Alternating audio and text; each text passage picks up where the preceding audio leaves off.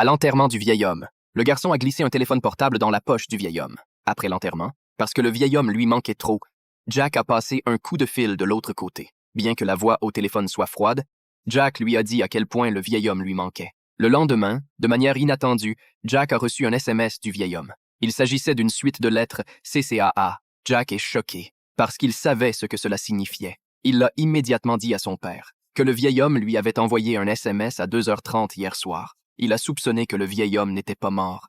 Il a suggéré à son père de trouver quelqu'un pour le déterrer, mais son père ne l'a pas pris au sérieux. Il a dit que c'était ridicule. Et quand le père a vu le SMS du vieil homme, il lui a expliqué qu'il pouvait s'agir d'une blague de hacker.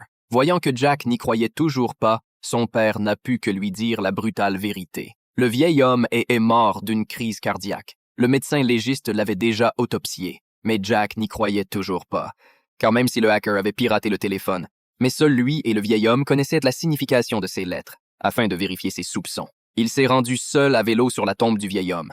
Il a composé le numéro du vieil homme. Puis il s'est penché sur la tombe et a écouté attentivement. À sa grande surprise, une sonnerie familière a retenti à l'intérieur. Cela signifie également que le SMS d'hier soir a bien été envoyé par le vieil homme décédé.